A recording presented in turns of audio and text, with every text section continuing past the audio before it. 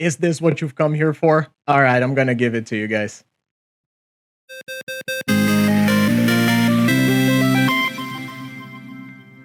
Salutations, everybody. I hope you're all doing great today. And I hope you guys are excited for this one because I've seen a lot of buzz around the internet for this deck list that I played last week. So if you're a little bit out of the loop, last Friday I played this exact deck list on a league. Actually, the last week I played a whole bunch of different leagues with different variations of this deck. I played a very similar deck to this one for my last video on the channel, which went live, I believe, on Saturday. And a lot of people were very excited when they saw that I was able to 5-0 with this. And I saw a lot of content creators already talking about this. I saw that Curb Blinksy had a video playing the list. I saw that Sprat3K, I don't know exactly how to pronounce his name, also played the list too. And they've enjoyed it. They said some good things, some very nice things about it, which made me happy. Today I wanted to bring this for you guys and to explain some of the choices that I made and why I made some of these choices. So if you're only interested in the gameplay, you can skip the Decktech because this is going to be a bit of a longer one as I tried to go through the process that led me to finish, not finish, right? But that led me to decide to play something like this. And I'll have you guys know ahead of time that before my 5-0 and after my 5-0, I have played more leagues with the deck and I haven't had that much success. So it does mean that there is power here. Is it possible to have a good result playing this list? Absolutely, yes. A lot of the matches that are good for you are very good for you, but a lot of the matches that are not, you're gonna have a bad time. Sorry, I had to go get a delivery, but we're back. Now, is there power here? Yes, absolutely. Is there also a very glaring weakness? I mean, there's more than one, but there is one big one that I think we're gonna get into a little bit. So, for starters, why did I want to build a deck like this and play it? Mostly because I think that green-red is very underrepresented in Pauper right now as a deck in and of itself. You can say, oh, but you can play Jund. Oh, but you can play, like, Ponza, or you can play Gru Ramp. Yes, but I kind of feel like those things are extremely, how can I put this? Like, first of all, I think that Gru Ramp or Gru Ponza, they are a very traditionally structured deck where you have one game plan, which is to like have your Arbor Elves and your Utopia Sprawls of the world, and then you are curving those into big threats. And if that works, great. If that doesn't work, you're out of luck, right? We have seen Ponza be a big part of the meta when High Tide first came out and Prophetic Prism was unbanned, and when everyone was trying out the hotness, and then it very quickly disappeared off the metagame. So I think that those decks are fine. It's good to have strategies like those that just try to play big, strong cards and try to overwhelm your opponent. I think that's fine. But I felt like I was missing a different kind of strategy for Gru. One where you were a bit of an aggressor, but you had a little bit of reach. You had like synergy with other cards, not just playing the most powerful creatures that you could in the form of Avenging Hunter and Boarding Party and Annoyed Autosaur, especially in the current metagame. And also because I really, really like Cloakwood Swarmkeeper. I think this card is just excellent. I think it's a really fun card to play. I think it's a very unique effect in Pauper right now. We don't have a card that is just like a one-mana threat that scales the game. We don't have something like Ocelot Pride. We don't have something like Nethergoyf that you sometimes see in other formats. So Pauper, the only thing that we have is like Delver of Secrets that we've had for a really long time. And again, Delver is very good, but it doesn't scale. So I think Cloakwood Swarmkeeper has the power to be one of those cards that like is maybe one printing away from being a staple in a tier 1 deck. Right now we are not there yet, but I really wanted to try this card. I played it, I believe it was in my Grew tokens deck a couple weeks ago, where it was actually just like a mono green deck splashing like Chrysalis and something else. But here it is a true 2-color deck. And Cloakwood Swarmkeeper does work. Cloakwood Swarmkeeper was by far the biggest change that I've seen in this deck since I played the other version that didn't have Swarmkeeper but was playing with Thermal Alchemist, which is also a fine card. Like, it does its thing, but it's not a really reliable aggression piece. It's slow, it doesn't attack, sure, it pings for a damage, and it has good synergy with Sprout Swarm, but overall, I was not super impressed by Thermal Alchemist, and I said so in the video. So, what is this deck, and what are we trying to do? This is truly a tokens deck in the sense that your game plan, your main game plan, revolves around making tokens that are going to give you advantage. So, how do the tokens give you advantage? First of all, you have the Cloakwood Swarmkeeper that I mentioned before. Every time you make one or more tokens, it grows. So that already we have 1 point of interest in the deck here. It is better to make a single token multiple times rather than make a bunch of tokens at once. We are also playing with Impact Tremors. The name that I gave to the deck was Eldrazi Tremors. But you're only playing 2 of your key signature card? Yeah. Why? Because when I played this deck over and over again in the leagues, I realized that a lot of the time I was kind of cutting the same cards, Impact Tremors and Mycelian Elder. Since I was always cutting those cards, I decided that maybe it was better to just play less of them. Like, I started off playing, I think, 4 and 4, and then I very quickly realized that they have a spot, but in a lot of matchups, they are just going to be too slow and they are not the thing that you want to be doing. I don't want to go down to 0 copies of this, because then I do think the deck loses a lot of power, but I do want to draw maybe like 1 a game to complement the rest of our package. So, Impact Tremors, every time a creature comes into play, you ping your opponent, and our signature card would be probably Sprout Swarm, which is the card that mostly doesn't see play anywhere other than in this deck now. If you haven't seen this card before, it's a 2-mana instant, make a 1/1 Saproling, but it has Convoke and Buyback. And yes, you can Convoke the Buyback.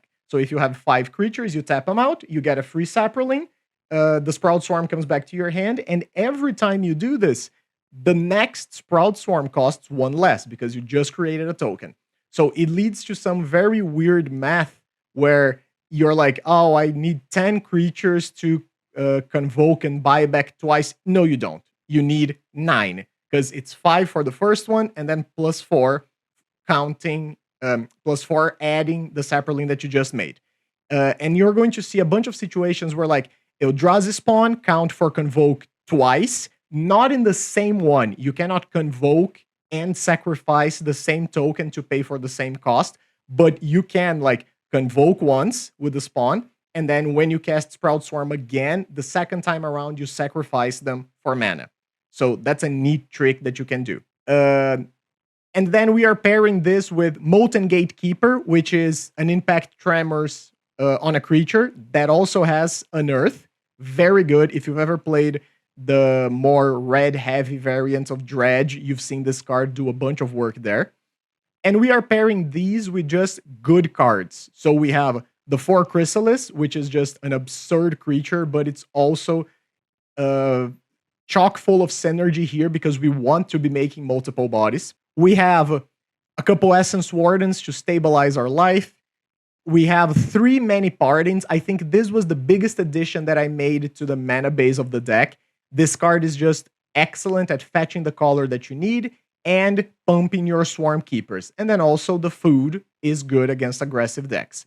I ended up with 3. I think you could play 4, but I felt that sometimes 4 was too many and I needed more action. We are playing 4 Nest Invader, just as a good overall creatures for the synergies of the deck. The 4 Rumbles that are mandatory in lists like this. Very good at, for example, finding you a Chrysalis and putting Molten Gatekeepers in your graveyard. And then the Glimpse the Impossible. This card is a banger in this deck. I started playing, I think, 3, and I quickly went up to 4. It's very rare where you have a situation with the deck where you don't want to draw this card. It's just really good at allowing you to like cast this, sacrifice some of the spawns you already have to play some of the cards, but still make a token at the end of turn so you still buff the Swarmkeepers. It's great. So I think this is a pretty good core for the deck. The mana base, it's nothing too crazy. I started off playing with Ash Barrens, but I didn't like it very much, so I switched to Bristling Backwoods. I wouldn't fault you if you wanted to play Rugged Highland and wanted to play the Gain Life in land instead of the Ping land, but that's more of like a dealer's choice thing. I really enjoyed Bristling Backwoods, not 4 because we are already playing 4 County Garden as taplands and a single Gruul Turf. Just good to stabilize our mana, just good to bring back County Gardens or Backwoods sometimes. And then the 4 Bolt. Bolt is really good. It's just a good card. And especially in a deck that wants to be aggressive, you can clear the blockers, you can kill Gutter Snipes and Delvers and things like this. It's just really good. You are going to side them out a fair bit, I feel, because there are a lot of decks in the format where you're not really into the gameplay of like trying to bolt a Tolarian Terror, for example. But overall, I'm very happy having them in the main deck. The number could vary, but I feel like some amount of interaction allows you to either steal the tempo from your opponent or stabilize yourself in a way where you can get your wheels turning quicker. The sideboard, I admit, I am not very comfortable yet. I think there is a lot to be moved around here. I've switched from like 4. I mean, I guess I'll play the original list, right? So the list that I 5-0'd with, I believe it was like 4 blasts and 3 cast into the fire. I think the other way around might be better, but I'm not 100% on yet. I'm playing 2 Weather the Storm and the other 2 Essence Wardens. I feel like Essence Warden is just incredible in every aggressive matchup except for Madness Burn. And that is exclusively because of Lava Dart. Lava Dart sucks. Lava Dart is very annoying for us because a Lava Dart early kills a Swarmkeeper in response to it growing. It kills an Essence Warden when you try to make another creature. Lava Dart is really bad for us, but I feel that it's just sort of like the way that you can set up. I think Essence Warden is just too good overall. It's amazing against like White Weenie. It's really good even in matchups where you wouldn't expect it to be great. Like there are some terror draws where you just stick one of these and then you make a bunch of dudes and that gains you enough life that you can't be clocked very fast.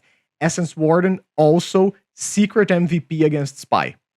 Because if you drop a Warden early, they don't have removal, and it's not difficult to gain enough life to get out of range of just getting burnt by like a single Lot-led Giant. Yeah, they can flash it back and whatnot, but that is what we are playing the 4 relics for in the sideboard too.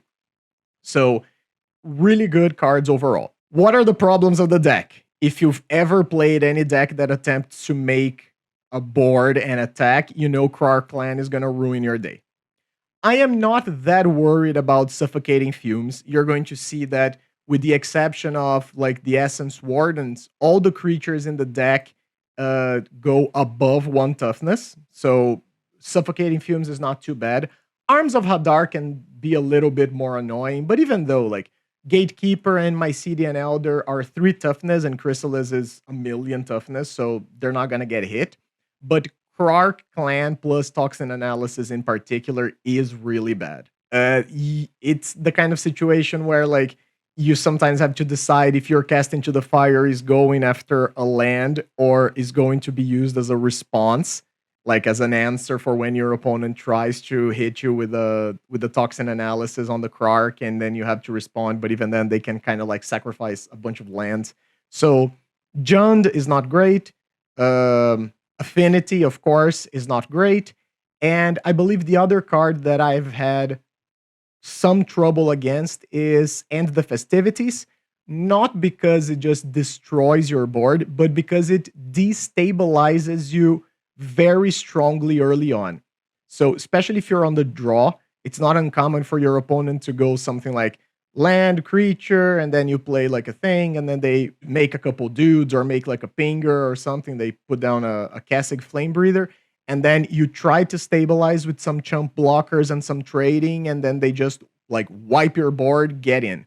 So it's not an end-all be-all, but it's very annoying at just knocking you off your balance early on. So this is the deck. I know that this is a long deck tech, but I just wanted to like give you a bit of some background on why I decided to go the way I did with the deck list. And I'm going to play a league, and we're going to see how it goes. I haven't had, as I mentioned, a lot of success over the weekend while I was playing this deck again. I do think that there are some changes that can be made, but I believe that this is going to be my final league for a while. I think I'm going to play the deck. I'm going to let it rest. I'm going to see maybe some of the other results that people make with lists similar to this one. And then I think I'll come back to it after a while, especially because my last video was already a variation of this deck. So I really don't want to overdo it so early. But I just wanted to take the chance to show this to you guys. All right, let's get to it. All right, welcome to match number 1. We are on the draw against the man, the myth, the legend. It's Calicais. I already mulliganed once, and I didn't find any lands, and then I didn't find any lands again. I guess I'm keeping this, and I guess I'm chucking like a boat, and then probably one of the lands, but I am not very enthusiastic about this. The deck does seem to struggle with land quite a bit. Now I wish I had kept the other one, but we'll see what we can do. Oh, they're playing Cycle Storm. Okay. I was like, what does Great Furnace into nothing mean? Okay, so they found their second land. I don't think I'm gonna do anything with this. I don't expect they're going to be landing a difficult to deal with creature right now. So honestly, because of our multi 5, I don't even have like any tokens to take advantage of Swarmkeeper outside of Sprout Swarm. So I guess I'm just gonna play a Molten Gatekeeper and pass the turn. I am fully expecting that we are going to be dead on turn 4 here, especially because they haven't skipped a land drop. They have their colors. I think they're gonna be fine, but you never know. So already 7 creatures in the graveyard. So there's a ritual. Are we going? Rowans, sacrificing a furnace. Feels like we're going. Okay. I think I'm gonna wait for them to show me like a Reaping the Graves. And then if they got the Reaping the Graves, I believe we're just dead, and I'll be fine going to the next game. Our draw was pretty lackluster anyway, but it's good to know what they are on. There's another Songs, and there's the Reaping. I am fine conceding here and going to the next one. So I believe in this matchup, I would like the Cast into the Fires to maybe go after their lands, and of course I would like the Relic of Progenitus too. I believe there is an argument to be made for Weather the Storm, but overall, I think that card is not going to be good enough in this matchup.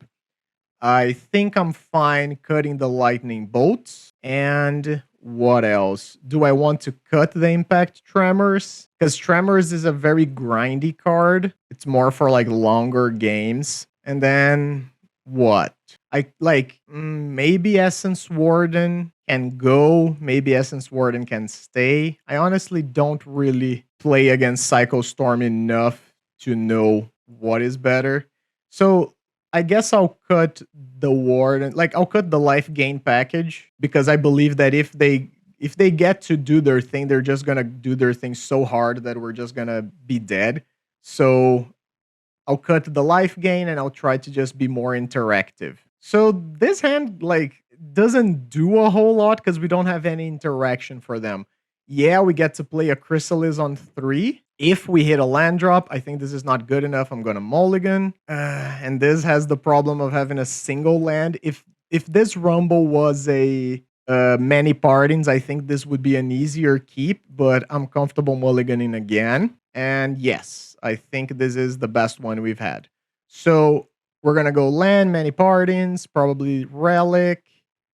Do I just keep like Invader into Chrysalis? Gatekeeper could be pretty good too. Glimpse could help find another relic. I guess I'll keep the broken card. And I'm just going to go many pardons, and I'm going to get a mountain. There's a Street Wraith and another one. And there's a Vault of Whispers. I am fine playing the Nest Invader here and passing the turn. Yes, I could play the Relic of Progenitors right now and start exiling their graveyard, but I think I would rather give myself the option of hitting a Chrysalis on turn 3, and then I can play the Relic off the Chrysalis mana. Well, we didn't, but I do believe, well, I am for sure going to attack, and I am going to play another Nest Invader, and now I'll sacrifice one of the spawn for the Relic. Save targets, target you. So we don't have the fastest clock. They're cycling. Okay. So they cycled a little bit. They hit a cycle land. So they got to exile that instead of a creature, which is pretty important for them. They're down to 12. They're down to 10. Wow.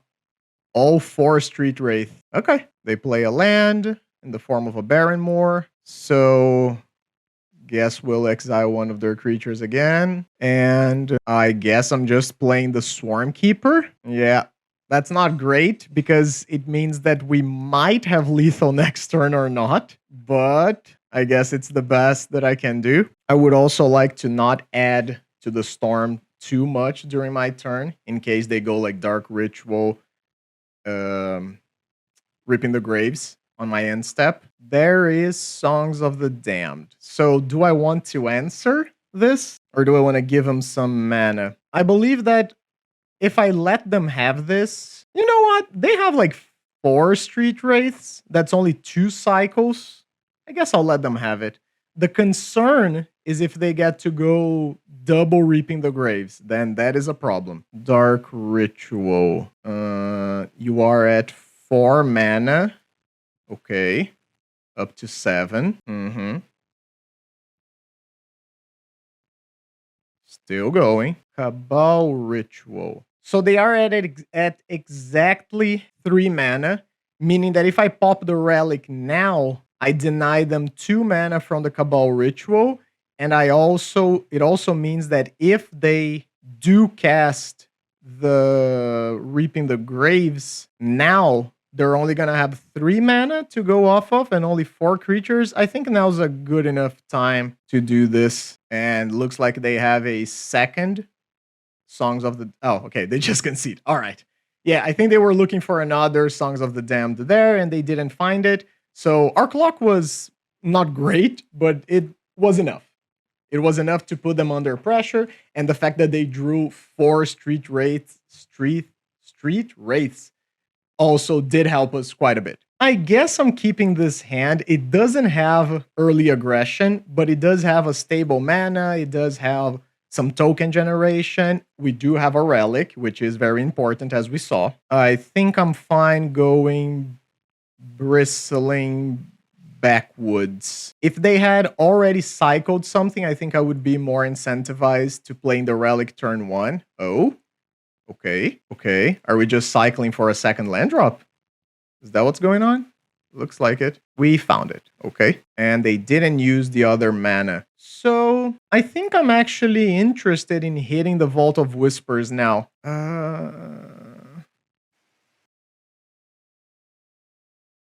Yeah, I think I'm fine doing this now. And, oh, they just didn't do anything. Okay. Do they not have any more cycler? Because I imagine if they had a cycler, they would have played it. Ooh, they missed their land drop. That is amazing for us. So here's a relic. Okay. Save targets. And I think I'm just going to go No, I was going to say that I was just going to go Bristling Backwoods, but I actually do think I'm going to go Rumble here because it still gives me the mana and it gives me a clock in some form. Or hopefully it would give me a clock, which it did. Okay, so they Dark Ritual again. That's good. Good for us, I mean. Okay. So they cycled the Baron more, meaning they already hit another land. Because otherwise, I believe they would have kept this and played it. Again, we had the interaction, but we still don't have a clock. And I believe the clock is very important here. If we just give them unlimited time, they just get to do their thing. A 4 mana, that's fine. They only have 4 creatures in the graveyard, and they just concede. And we win the match. That was pretty good. I don't know if they needed to concede already. Maybe they're playing a version of the deck that has no artifact hate, but regardless, I'll take it. It was a pretty easy win.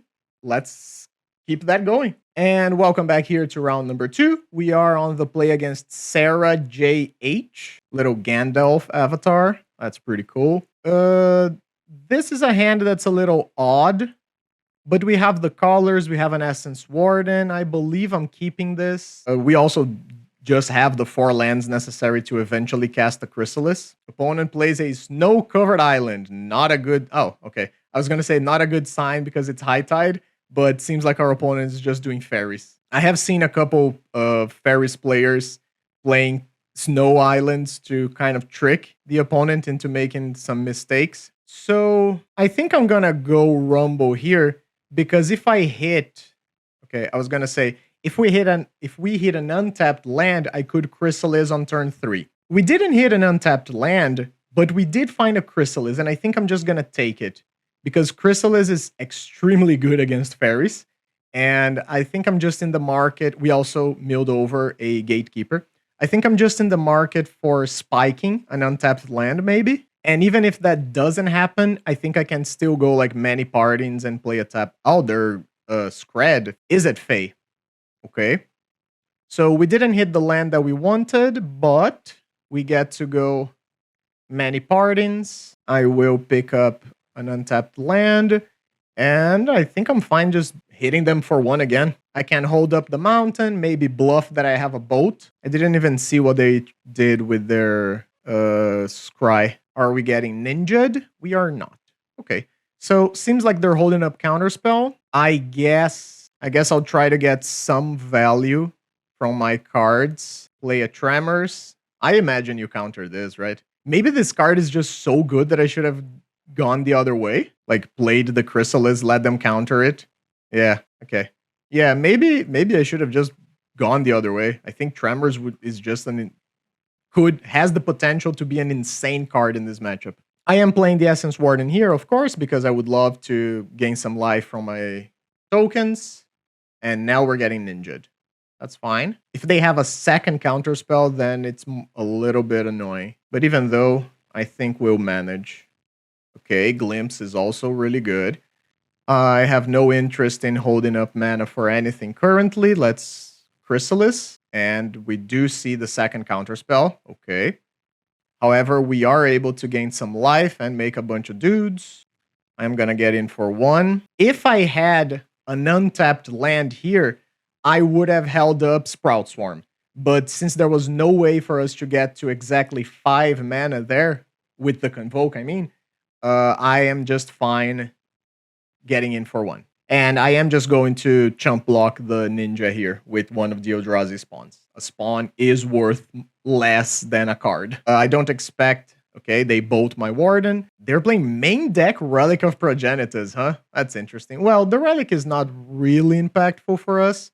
Sure, it gets rid of our Gatekeeper, but it's not too bad. Yeah, they pop the Relic immediately. I think that makes sense. They only have 1 card in hand, and they go top-bottom. That's fine by me. So, we're just gonna go Chrysalis number 2. This one will resolve. And keep in mind, this card has no color. You cannot convoke Sprout Swarm and pay the green with the Writhing Chrysalis. So that is the main reason why we are gonna many partings here, but I am gonna get a basic forest because I want to be able to cast my Sprout Swarm. So currently, Scred deals 5 damage. It's not enough to kill the Chrysalis. They go top bottom on the preordain, and they just pass the turn. I am fine offering this as a sacrifice for some sort of counter spell because I have an even better spell in hand coming. So there's a Sprite, that's fine. I mean, it's annoying, but it's okay. On tap, I think I'm fine just casting this. If they have another Sprite, sure. Okay, they do not. That's pretty good. So we didn't hit any lands, which means that I am going to play mine. And I am going to cast all of the cards that we hit over there. So I'm going to sacrifice a Gatekeeper, sacrifice a Spawn, red 3, play the Gatekeeper. Then I'm going to sacrifice another one, pump the Chrysalis, play the Nest Invader, hopefully deal our opponent a couple points of damage. By the way, if you're playing this deck, remember to always yield to all the triggers of your creatures. You're going to see that sometimes it goes crazy. And then I am going to just Lightning Bolt. And honestly, I think I'm going to try to Lightning Bolt the Stutter. I think the Ninja of the Deep Hours is never connecting again. I would just rather get rid of an annoying creature in play rather than get a single Eldrazi that's just going to do a single point of damage. And now we have blockers for the ground. Many Partings doesn't really do a whole lot. I think I'm fine attacking with the Nest Invader. And honestly, I'm also fine attacking with the Chrysalis. Let's get a clock on our opponent. I don't want to lose the Molten Gatekeeper. Okay, so that is possibly 7 points of damage. That's not enough. And they just let the ninja go. I am going to cast those Many Partings to just thin a land from our deck. Am I playing this? Is there any reason why I shouldn't? No, we're not playing against Refurb. Yeah, that's fine. So that is a Scred for 6. Meaning that my Chrysalis does die regardless. Okay, that's fine. Even if I sacrifice everything, that's 8, and 6 plus 2 is 8. So Chrysalis down. That's fine. That was a 2 for 1. I think the only card I don't want to see here is Ninja of the Deep Hours. Okay, I am just going to crack my foods. There's no reason to hold them up. We are not playing with any sort of sacrifice synergy. That is a pretty good draw. I guess I'm playing that before I attack, because I plan on attacking with the Gatekeeper, and I am not interested in getting blown out by something. That's fine, and that's one of the things that I meant. I don't know if they would have done that regardless, but either way. And I could have brought the Gatekeeper back to attack for 2 right now, but I honestly don't even feel like I need to do that. Our opponent doesn't have any traction going yet. Okay, that maybe gives them a little bit of traction. But I think I'm fine just waiting for... Oh, that's probably the best hit they could have... Oh, but they don't have the 5 mana yet. Okay. Yeah, that's what I mean. So I am going to bring the Gatekeeper back, and I am going to cast the Nest Invader, because now the Gatekeeper is worth 2 points of damage, plus maybe a few more because of the attack. And I just want to pressure our opponent and get the game over with. So they are going to trade for a Nest Invader, and they're going to take 3 damage. That's okay. I'll get to kill their fairy. And now we have quite a few draws that would be good here. Like Lightning Bolt is pretty good. Sprout Swarm, obviously pretty good. They Lorien, draw their 3 cards. Play a land. Brainstorm.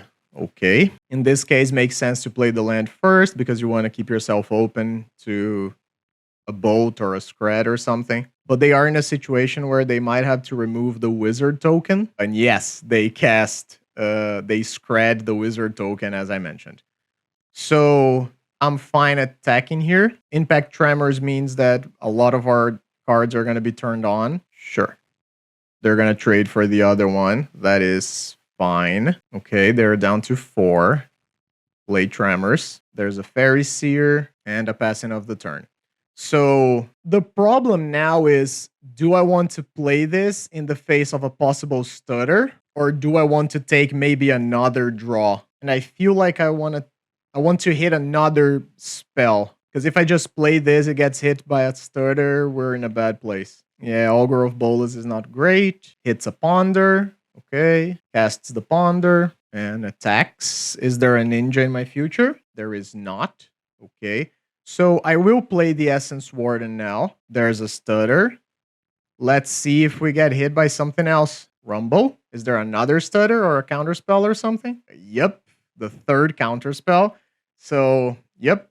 Now we are in a...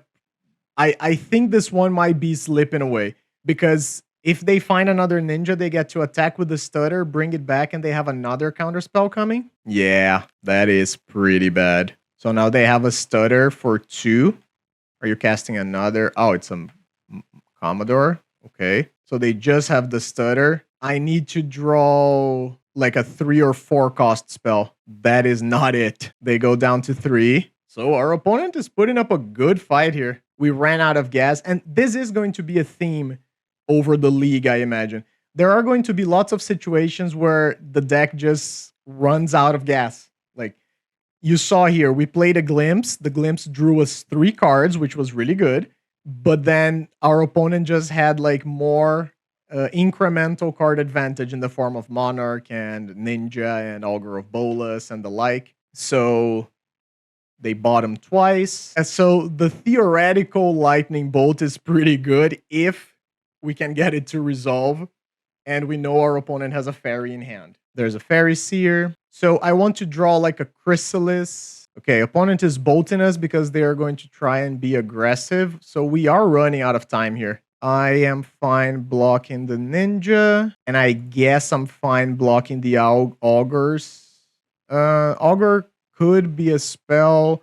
I think Moon Circuit Hacker as a guaranteed loot is not great. So I think we need to hit a business spell now. Chrysalis. That is good, but I don't think it's good enough. Well, I'll cast it, but I think we might die. There's the spell stutter. I guess I'll try to kill our opponent in response. They had a dispel too. Okay, so they drew all the answers. That is what their deck does. So we got close. If we hit our draws a little bit earlier, I think we would have been good, but we didn't. So blasts in. Bolts are going to stay. Impact Tremors, I believe, are going to stay. I mean, is that even true? Actually, I think the Tremors can go because this is a matchup where I want creatures that actually block and attack. So I need 2 more cuts. Oh, the Cast into the Fires, of course, are going to come into. So I think the Wardens are going to go too. I guess I can cut Sprout Swarm, maybe even 2 of them. Because even though it's pretty good, it does have converted mana cost 2, meaning that it's pretty easy to get hit by Spell Stutter, I mean. My Mycelian Elder blocks, makes another body. I don't think I want to cut all of the Sprout Swarm. Is the Sprout Swarm even a good card in this matchup? Not really, right? Yeah, I guess I'll leave like 1 in because sometimes it's good early on. You get to trick your opponent by casting like a free Sprout Swarm on an attack with a Cloakwood Swarmkeeper. But honestly, I don't even know if it's that good. Okay, so this is really slow. Man, is this good enough? I guess I'll keep it. They play like a bunch of tap lands, so maybe it's gonna be good enough. Not today. Give me like a good answer here. Come on. Okay, that's an answer in a minute. So I am going to Many Pardons. I'm just going to get a Mountain, but I am just going to play a County Garden here. No Ninja. Okay. So we can get hit with a Stutter, which is not something I would like to have happen. So I think I'm just going to County Garden again. While our opponent is doing things like this, I'm fine. I'm hitting my land drops. I'm doing my things. Sure. No blocks. I guess I'll just crack my food. Use my mana for something. That's a good draw. So I guess I'll bite and I'll play a Nest Invader. Stutter. I will try to bolt it, but guess I'll let it resolve so I can try to bolt it when it's in play. I imagine there's a Dispel, Blue Blast, something coming. Yeah. Okay. So I guess I'm just playing another County Garden then. Stutter is very annoying for us. As you can clearly see. There's a Ponder, probably trying to find a Ninja. They do not shuffle and they come in for 2. Are you ninjaing? You are not. Okay. So do I try to stick the Chrysalis? I guess I do, right? So we try to stick the Chrysalis. If it works, great. If it doesn't work, seems like it's going to work. Or not. What is this? Electrickery to try and make the Chrysalis small? Sure. I guess I'll make the mana and then try to play a Nest Invader. Yeah, I think I'm fine with this for now. Now we have a little bit of insurance against Lightning Bolt. Sure, we still die to Scred, but if they're playing Lightning Bolt, it doesn't kill the Chrysalis anymore. Augur, okay. I wonder what's the creature count on these decks. Yeah, that's exactly what I was going to say. Because I feel like these decks play so many creatures that Augur is not a guarantee. So I could do the Eldrazi spawn thing, or I could play Glimpse. There's quite a few things that get me, I guess. I mean, is that even true? I don't know. I'll just play the Glimpse. Stutter is overall fine. Yeah, Counterspell can be a little annoying, but I think that's okay too. I guess I'm attacking. So is this a trick? Feels like it is a trick, right? Like I pop my spawn, they bolt my Chrysalis, but then they're out of cards in hand. I guess I'm gonna do it. Yes. So I'm gonna kill their fairies now. Oh, not like that, I'm not. Whoop, whoop. So we traded, but I don't know if the top deck wars favor us. Okay, they just play the land. Okay, that's good. So I'll kill this, play Keeper, Gatekeeper, and start clocking in. Brainstorm's a really good top deck. I do need to start playing a little bit faster because I still have another game to play here. Getting for 4. Okay, opponent takes it. Play another Gatekeeper. We are top decking pretty good. Just hardcast Fairy. There's likely a Ninja coming then because they know their top 2 cards from the Brainstorm. Yep. So they have Fairy and 1 unknown in hand. We keep drawing well. Okay. Yep.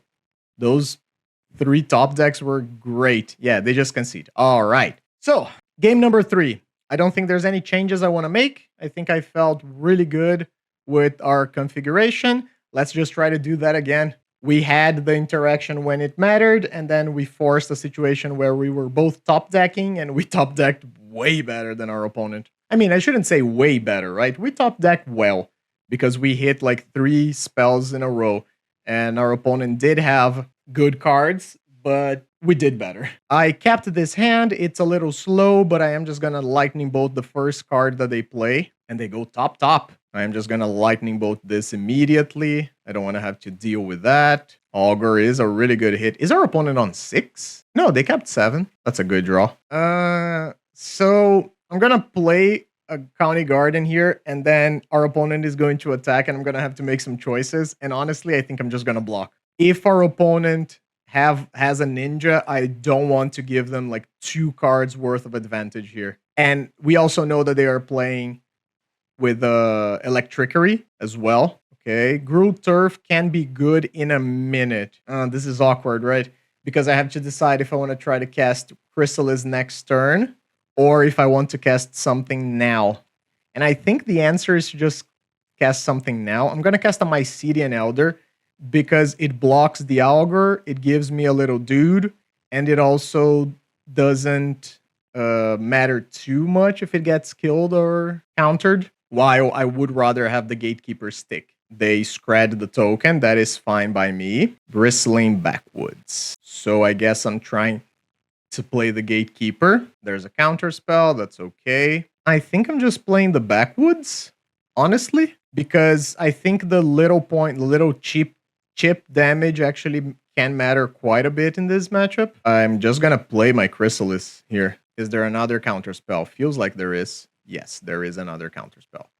So I'm going to play the Gruul Turf. And yeah, I think I'm just going to bounce the Backwoods. Having a bunch of tokens is not going to be super important right now. They find a bolt. Okay. Are you bolting immediately or are you holding? You're holding. All right. Glimpse. Glimpse is an interesting draw here. I imagine I cast this and it just gets hit by a Pyro, like a Hydroblast. So I don't think I'm interested in sacrificing anything. Yep, there it is. Okay. Ding. Take 1. We know opponent has a bolt. Fairy Seer. All right. Top, bottom. Still no attacks. I'm fine holding back 2. Guess now I'll cast the Nest Invader. Maybe I could have even kept it. I don't know. Guess I'll play the Mountain and then hold the County Garden to maybe be a point of damage eventually. Bolt the thing. Okay. They found their land. We are flooding quite a bit. No blocks. I imagine there's nothing coming from this. Yep. Another glimpse. Okay. So we're just doing that. I actually think I'm gonna swap colors here. Yeah, because I think this leaves me more open. Is there another hydro? There is another hydro. Annoying. Yep. Okay, guess I'm passing. Opponent has a lot of interaction. That is bad because it's going to be very hard for me to punch through, and they are going to be drawing a lot of cards now. So I need like a good hit here. That is not a good hit. So say I attack, right? Say I unearth Gatekeeper attack. Opponent probably blocks like Augur on my Saidin Elder.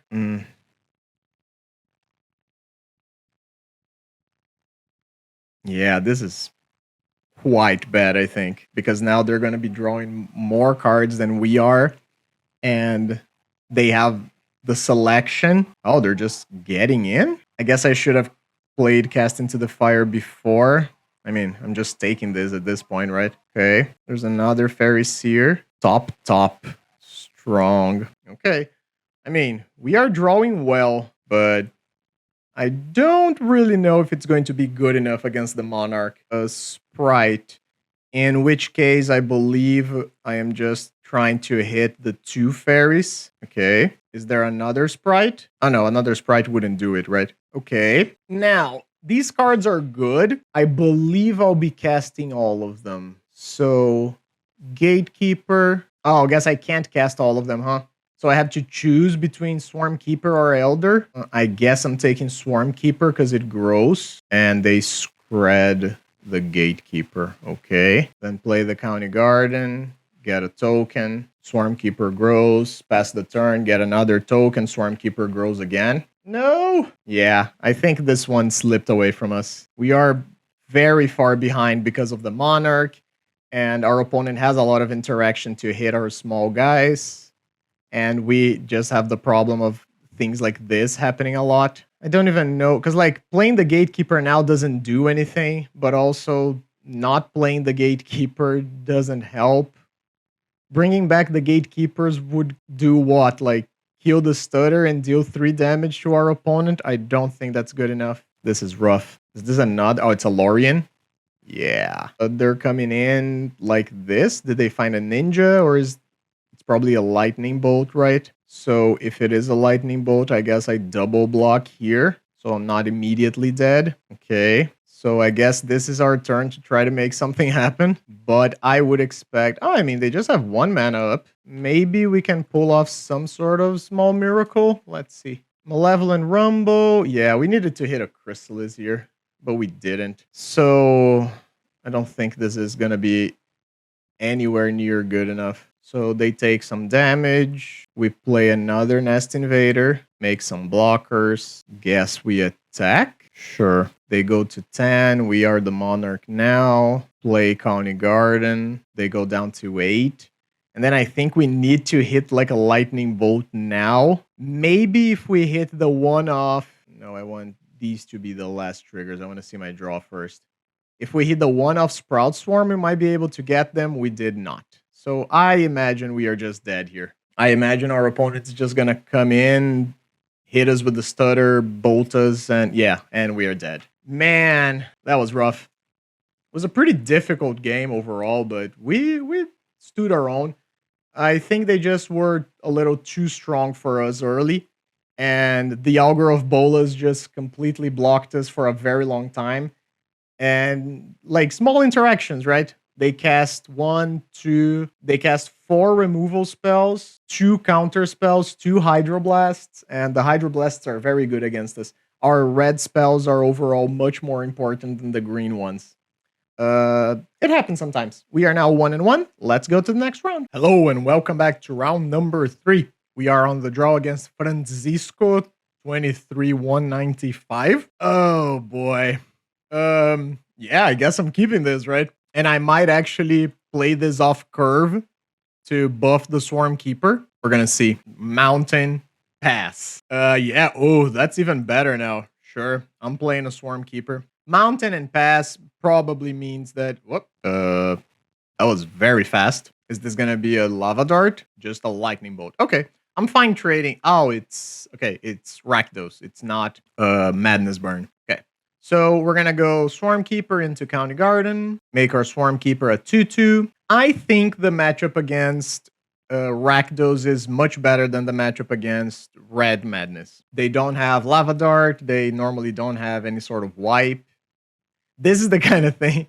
This is the kind of thing that can be a problem. Let's see if the Fiery Temper goes face or goes after the Swarmkeeper. It goes after the Swarmkeeper. Okay, so that's not too bad. That's great. Actively great. So let's rumble. Guess I'll take a Nest Invader. Play a Backwoods. And even though I have the mana for it, I would still like to draw a land next turn. But we are pretty set up to stabilize. All we are missing is an Essence Warden. Essence Warden would be very good. Are you gonna do the thing again? Oh, it's just a hard cast Homes of the Vein. That's kind of rough. Okay. All right, and we did hit our other land drop. I am going to sacrifice the Eldrazi spawn because I want to go Chrysalis into Nest Invader. And the reason to do that is because then we hit 5 creatures and we can start Sprout Swarming. And I guess this is going to be a good chance for us to see how good the Sprout Swarm actually is. We are a little low on life here. We do need to be careful. Hard cast Alms of the Vein again. So green here. And then 1, 2, 3, 4, 5. Make a dude. Untap. Okay. So 3.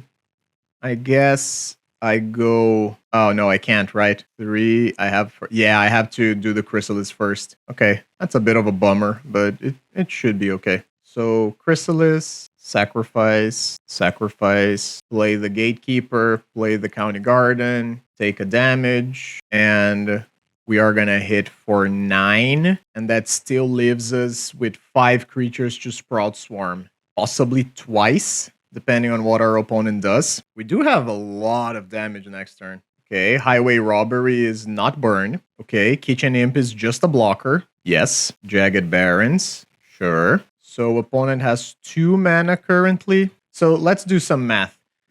Let's say we hit, our opponent blocks and then boats the Nest Invader. That is 1, 5, 6, 7, 8 points of damage. 9 if I sacrifice the Eldrazi spawn. Okay, I guess I'm not 9, 10. So I guess I'm not cashing in my thing yet. I guess I am cashing it in, sort of cashing it in now.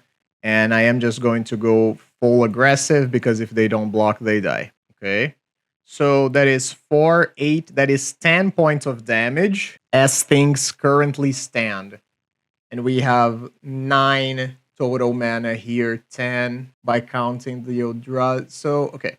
So let's go here, 3, 4, 5. And I'm going to do this now because I am going to immediately sacrifice the Eldrazi to try and get a little bit more damage in. That's 4 and that's 5. So let's see if opponent takes all of that. They do. They go to 1 life. And unless they have a lightning bolt right now, they are dead. Cool. We won. We goldfished our opponent on turn 6 against double Alms of the Vein and a chump blocker. Pretty good. That's the explosive power of something like Sprout Swarm.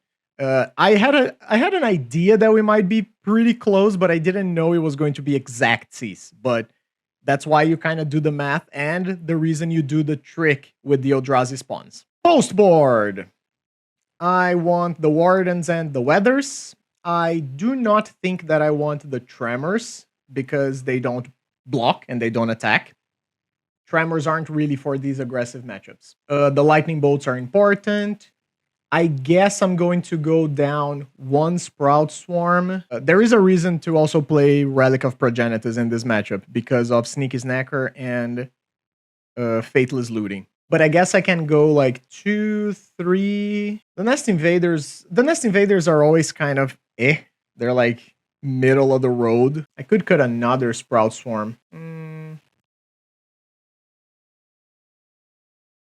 I guess I'll cut a Mycelian. Yeah, I'll cut a Mycelian Elder. They're not so good here as they are in other matchups because they don't block a lot of the stuff that they're gonna be doing. So if we keep this, we know our Essence Warden. I mean, I am gonna keep it. Oh no, maybe. I thought I had like a Malevolent Rumble, not a Weather the Storm. So this hand is okay. Okay, that's much better then.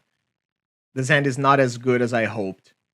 Do I want to gamble on our opponent not having a Lightning Bolt? I guess I do, because the deck only plays like the bolts and sometimes one or another removal spell. They would need to have like Faithless. Yeah, okay. It would have to be like either Chain Lightning or like Faithless Looting into Fiery Temper. Okay, that's fine. Do I want to play the Nest Invader here? I don't think so. I think I'll just play the Backwoods. It does throw me off curve a bit, but if I get the Molten Gatekeepers to stick, it's even better to play the Nest Invaders later. I don't want a Kitchen Imp. Okay, Alms of the Vein is fine. Kitchen Imp is just so much recurring damage. Okay, guess I'll play that because I'm not revealing any new information. And play the Gatekeeper. Looting. Okay. Let's see how aggressive our opponent's gonna go. Okay. A Swamp and an Alms of the Vein. That's fine. So, am I worried about dying right now? Because my options are, I can Molten Gatekeeper, hold up Lightning Bolt, in case they go Kitchen Imp. Or I could go like Land, Nest Invader, Bolt Face, Cast Weather. I think I'm gonna play greedy here, because having the Gatekeeper in play when I play the Nest Invader is just really good. And the Rakdos Madness deck usually has like longer longevity. Maybe I'm just gonna die. Yes, maybe I am just absolutely dead. Let's see it. That's 5 damage. That is not lethal yet. Wow, okay. Do you have the last point of damage? Do you have it? Okay. Discarding Swamp and Snacker, and it doesn't look like I'm dead. Okay. So, Swarmkeeper, Nest Invader, pump the Swarmkeeper, always yield, bolt your face, cast Weather the Storm. Hope it's good enough. Gain 12, go up to 13, hit our opponent for 4. And we are 1 point of damage away from killing them next turn. Any token kills them, any creature kills them. The way things currently stand, of course. Grab the prize, bring back the Snacker. They discard it and end the festivities. Land. And we win the match. Nice. Very nice. Let's see if we actually had it. We had it, yes. Our opponent would have been dead. We would have played Glimpse the Impossible, and our opponent would be dead multiple ways through that. Yep, that was great. Let's go to round number 4. Okay, welcome to round number 4. We are on the draw against YeahCuartero. This is a hand that... nope. We don't have enough mana.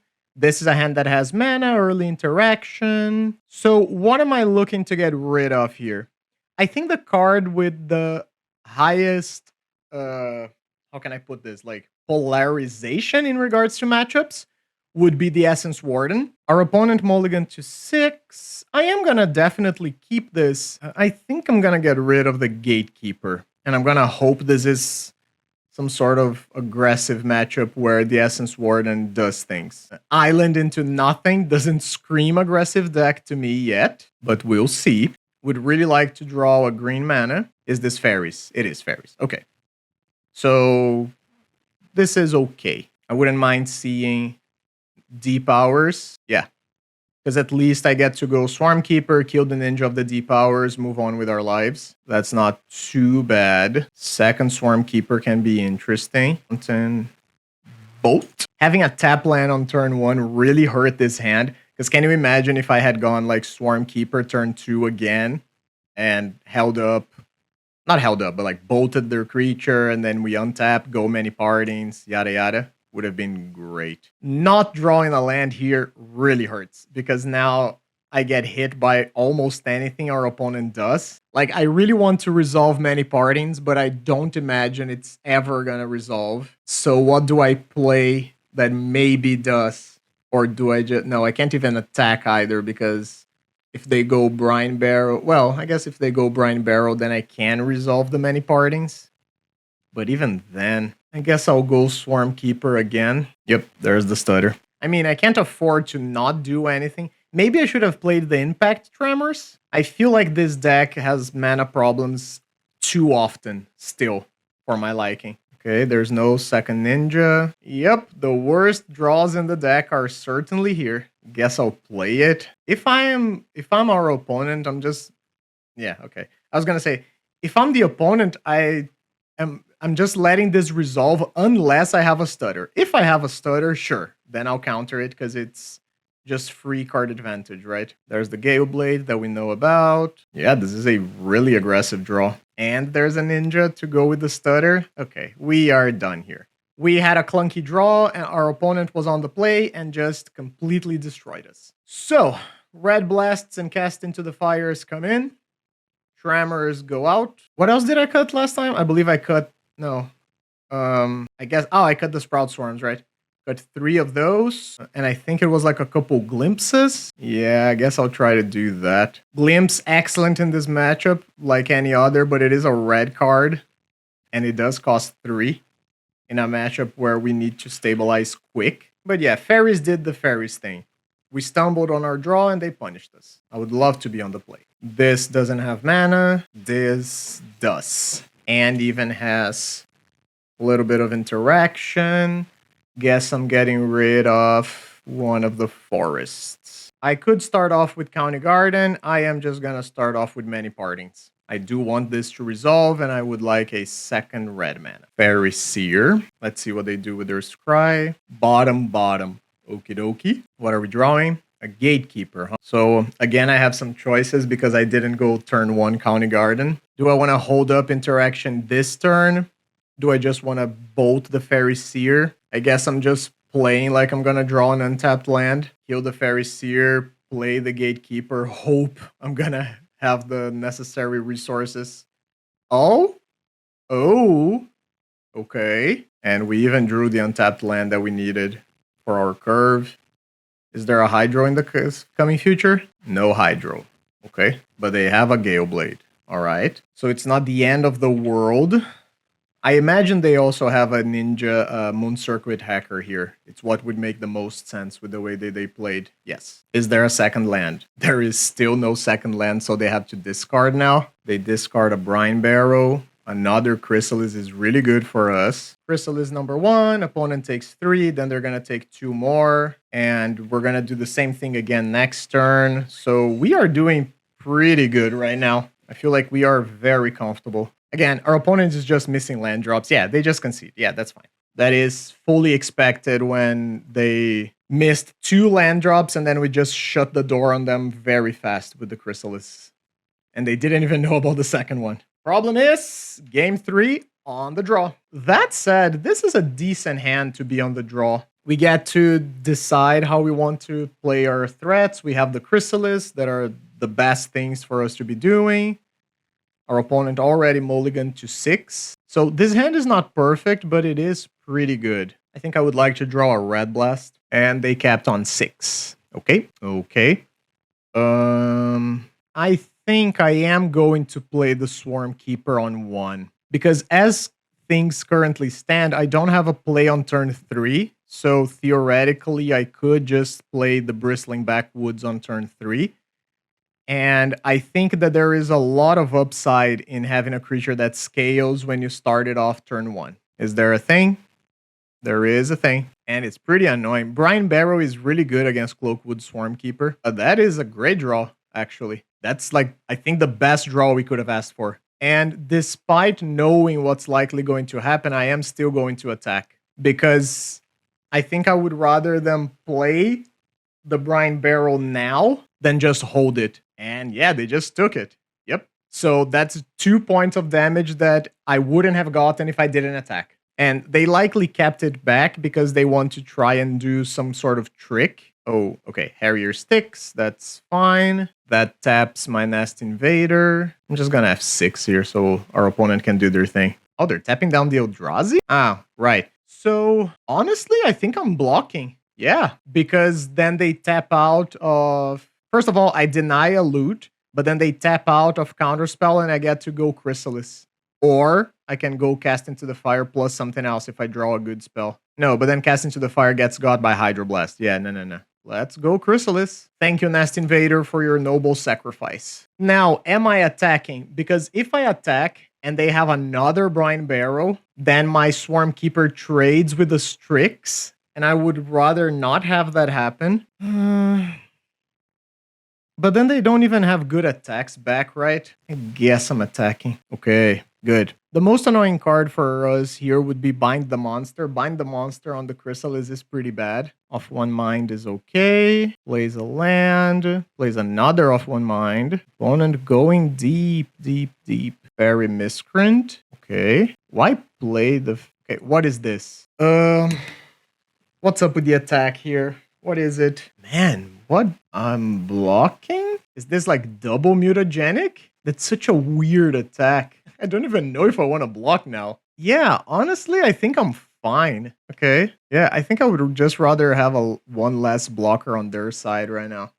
So I believe here I'm just going into another Chrysalis and I'm gonna hold up Cast into the Fire. So our little buddy grows and I'm just gonna get in there. Okay. So we are currently trading 3 for 1. I think I'm okay with this. Okay, another Brine Barrow. So in this case, I am going to go Cast into the Fire and I'm gonna blow our opponent out of the water. I'm gonna kill the Moon Circuit Hacker and the Fairy Miscreant, and our opponent's gonna lose everything. Yep, and there it goes. So in case you are not paying a lot of attention, Cloakwood Swarmkeeper, absolute MVP of the matchup. It was the card that gave us the pressure that we needed early on. It was the card that was able to block the creatures after it grew a little bit. And in this game, with the way things were going, it was only going to get better. Because let's say our opponent like just chump blocks here or whatever. Like the Swarmkeeper keeps growing. And the fact that we have the Swarmkeeper early on the board pressuring means that if our opponent has Bind the Monster, they likely have to put on it, or even if they put it on a Chrysalis, we are still pressuring our opponent. That was great. Let's go to the final round. Okay, welcome to round number 5. We are on the draw against SpikeYou. Let's try to get that 4-1. So this hand is good if we are playing against a slow deck. It's not very good if we are playing against an aggressive one. I still think I'm going to keep it because we just have a good sequence.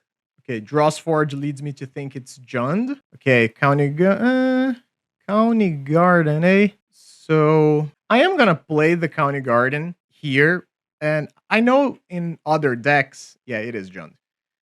So I know that in other decks, you want to play the County Garden as fast as you can. And yeah, it makes sense to want to do this. I believe that in this deck, sometimes you want to slow roll the County Garden to get a little bit of value from it. Either some life with the Essence Wardens or some damage with Impact Tremors and Molten Gatekeeper. That said, in matchups, in situations where you know you're going to have a Sprout Swarm, I don't mind getting out the County Garden early on. So I do want to be in a situation where I can cast my Chrysalis next turn. I am just going to go Nest Invader here. Opponent's going to take 2. And I am going to play another County Garden, mostly because I don't want to play Grew Turf and get hit with the Cleansing Wildfire. Now, if the opponent had a Cleansing Wildfire, they would have probably just played on their own land. But I think it doesn't hurt to take it easy a little. So there is a Cleansing Wildfire, so at least we played around that one. Ooh, you don't say. Yeah, I think I'm fine playing this too. 3, 4. Chrysalis. Now, I know I'm playing right into Krark-Clan, and if our opponent has Krark-Clan plus Toxin Analysis, yeah, they have it. They got us. But this is a lot of pressure. If our opponent's plan here is to trade like 1 for 1, we are gonna run them over. Because they're going to take 2 now. They're going to fall to 11. I'm going to make a Saproline at the end of turn. They're going to go to 10. And then we could technically have lethal on our turn. Yeah. Okay, that's fine. I'm super okay trading 1 for 1. They have their own Chrysalis. That is annoying, but it's not the end of the world. Let's see if they want to do something with the spawns immediately. Seems like they do. And it's a Gixian Infiltrator. All right. And our opponent is Hellbent too.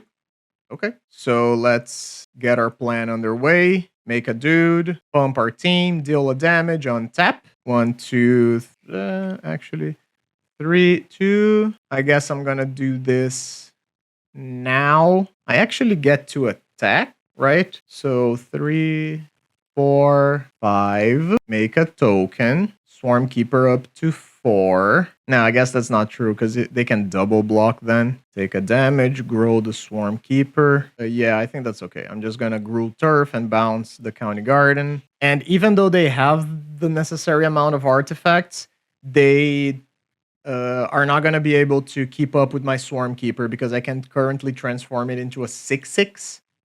So even if they do go like Krar Clan, sacrifice a bunch of stuff, it's not going to be enough. Discard the bridge. Yes, you can do your Gixien Infiltrator things. Pop the Nile Spellbomb, draw a card. Yep. So they are not dying quickly to the Impact Tremors, but they are dying. I can't imagine you're at... Oh, you are? Really? That's interesting. Yeah, I'm fine jumping with a plant. Is this a... Oh, Unexpected Fangs. Okay. So I was not expecting Unexpected Fangs game 1 from this deck. Even game 2, honestly. Okay, so that is pretty annoying because it does throw my combat math off quite a bit. That's fine. I'm just going to let it die. So I guess I should have left the Eldrazi spawn up. And I will do that moving forward now. Refurb is okay. But yeah, Unexpected Fangs, pretty good. Either way, make another Saproling, do the things, untap. I would like to stop drawing lands at some point, if that would be at all possible. Thank you very much. And I guess I'll start attacking now with the Swarmkeeper. Do I also start attacking with the Saprolings? And I think the answer is yes. Now, the thing to keep in mind with the Sprout Swarm, Convoke, and whatnot is that every creature, every point of damage that gets, every creature that you tap contributes like 0.2 damage to the math, right? So if I'm attacking here with 3 creatures and I only attacked with 2? Okay, so this was really dumb. Like the third one should have been attacking here too. That was clearly not my idea.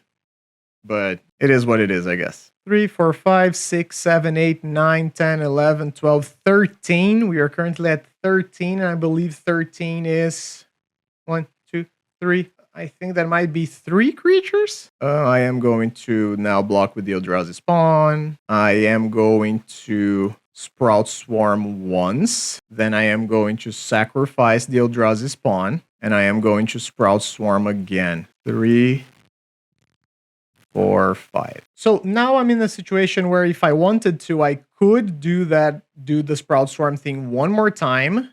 Oh, is this a Chrysalis? Yikes. Okay. Is there any incentive now? I still think no, because I don't think I can raise a 6/5 lifelinker. Okay, that's an amazing draw. That might actually just kill our opponent straight up, right? So that brings them to 8. They got 4 blockers. I have 6 attackers. So it's 2 damage going through. That puts them at 6. They are out of cards. So 4, 5, that's 1, 2, 3, 4. Yeah, I think they're just deterministically dead. They don't have anything. Yeah, I'll just kill them now. So 2, 3, 4, Sprout Swarm, take 2. Sprout Swarm again, opponent down to 4, opponent down to 2, and cast normally one last time. And opponent is dead. Okay, that was a pretty good game 1 against Jund. So, from the sideboard, cast into the fire for the lands, for the refurbs.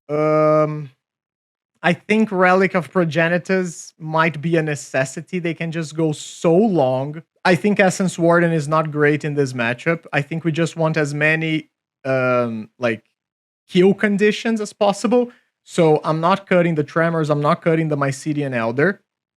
I am cutting the... God, am I cutting the Boats? Because they are playing the version that has the dude, Gixien Infiltrator. I think I'm not cutting Sprout Swarm.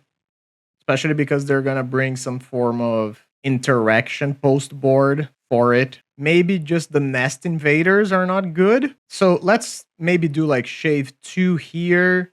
Shave 1 Boat. Shave 1 Relic. Let's play 3. and maybe shave another bolt. But if I'm playing like this, then maybe I should just be... Nah, fine. Let's try it like this. Lightning Bolt also hits Quark Shaman. Okay, so this hand has the colors, has the good plays, but doesn't have the mana. I'm gonna keep it, even though the hand is not great, because we are on the draw.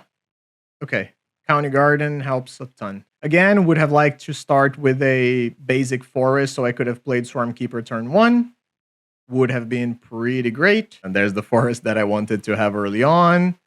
So I guess I'll just go Swarmkeeper into County Garden. And let's get our little elf boy growing. Another Cleansing Wildfire. Opponent is ramping hard here. They're already at 5 mana. Okay, that's great. Obviously great. Do I go what? So my Cedian Elder immediately grows the Swarmkeeper, but Gatekeeper deals 2 more damage next turn. So I believe I go Gatekeeper here. If I had gone my Cedian Elder, I could have also played Sprout Swarm. Yeah, maybe that was... No, I don't even know if that would have been the best choice. Is this going to be like what? Is this a breath weapon? Ah, okay. So breath weapon sucks, but at least we only lost 1 real card. And our opponent didn't play anything. Like, didn't play a land. They don't have another land. Do I just want to play my own Chrysalis? Probably play on curve, right? I think I'm fine playing on curve. I am not going to be attacking. Thank you very much. Another one. Yup. So this is pretty annoying. And you have a play? No cast down. Okay. I imagine you're hitting a land here. They are... Ooh. So I don't have double green, unfortunately. Double red. Is it even worth it to exile their lands? It has to be, right? So I guess the play is like cast into the fire, probably hit the black land, and then play a Sprout Swarm. Yeah, okay. Jesus Christ. The 3rd Chrysalis in a row. Okay. I imagine you start attacking now, right? Yes, you do. So I guess I'll be chumping 1. Am I chumping 2 though? I guess not. I guess I'm just chumping the 1. 1, 2, 3, 4, 5. Sprout Swarm and sacrifice this little dude. Okay. I really wanted to hit their other artifact land, but I might just need to play the Tremors here and be on chump block duty for a little bit. The Tremors are just so good. Like double ping action is very strong here. Yes, you can grow your guys. Okay. That's very bad for us. Okay. Yep. So now I'm in a situation where I am double chump blocking, but at least I get to attack. Make a Saproling. Opponent takes 2. We take 4. They're at 21. Man, these draws. Yeah, Cast into the Fire doesn't help a whole lot here. If I play Gatekeeper, I don't have enough, even though it would be great, but I think I'm just playing the Mycelian Elder. I have exactly 5 creatures now, so I can't really attack with the Molten Gatekeeper, unfortunately. And I will once again be double blocking here. Icor, yep. So we're blocking here, casting Sprout Swarm. This does deal 3 damage because now we have the Wizard token too. So down to 14. Our guys die. Come on. Yeah, I feel like this one slipped away from us. We were playing aggressively. This is just like a redraw probably, right? We were playing aggressively, but our opponent gained like 24 life off of their Weather the Storms. I guess I'm not gonna give up, but I guess I go then Molten Gatekeeper, and I can take 1 more hit while still growing the board. This is non-creature spell, so the Relic eventually is gonna be a damage. I guess I'm going like this, and I'm Sprout Swarming again. I'm surprised they haven't played anything else. They have 6 cards in hand. What do they have? Icor? If you have a 3rd Weather the Storm, I'm gonna flip out. Okay, there's a land. Finally, Gixian Infiltrator. All right, and they draw a land off of the map. That's a lot of damage. Man, I guess that's what we're doing, right? It's pretty good. So this is currently 9 damage, and every creature is also worth 3. So we go 4. Hang on, let's think about this. So let's say we go 4 creatures. We go to 7 creatures. Our opponent takes 9. We have 6 creatures and a land. So we tap 5 of those. We do it once. It doesn't work, right? It's not enough. 9. Is it really not enough? I feel like it's so close, right? But it's because I don't have another land. Like the Nest Invader would be really good, but I can't get 1 mana out of nothing, and I don't have a red mana for the boat. Oh no, but the Eldrazi spawn. Yeah, it works. Yeah. Okay, so let's put a stop in our end step, and we're gonna kill our opponent inside our own end step. Are you ready for this? Okay, so a million triggers are going to go on the stack. Okay, so these can resolve. Then we are going to go Sprout Swarm, 3, 4, 5. Then we are going to go Sprout Swarm. Yep, opponent takes 3, and then we go Sprout Swarm a final time. Exactsies! And there's a 4-1, fellas. So, as you saw, deck has a lot of power. Let's go to final thoughts. Okay, so, come on. Like, I know there are some of you that are going to be like skeptics. Like, you saw the result, you saw people talking about it, and you were like, yeah, like somebody, like, people have the saying, right? Oh, give me like a ham sandwich on a good day and I can 5-0 with it. Yeah, I agree. I agree that there are some decks that are just like every now and then you get very lucky, you get paired into all the right matchups and it works out for you. But you saw it here. Like, we lost the matchup that I believe was really bad for us in the form of Is It Fairies? And then we just had game against everything else. And even in that matchup, like, we lost, but we played. Like, we played a game.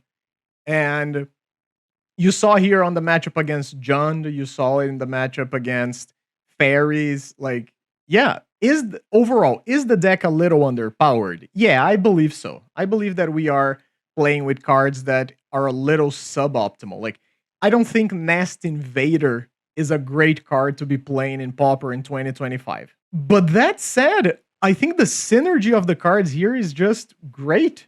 In a lot of situations, you saw, like, there was a line to get to lethal damage, even when we were very far behind. So, if you enjoyed the video, leave me a like, a comment, a subscribe. Please help me out. It was great that I was able to 5-0 with this. And again, it's not going to be the last time I'm going to be playing this video. But I am very excited to see if this deck actually has legs. Like, if other people start playing this more often and show me like the modifications that they are making in their sideboards and everything else, I would be ecstatic for something like this. If I ever open like MTG Top 8 or MTG Goldfish and there's somebody else who did very well in the tournament with this deck, I would be so happy.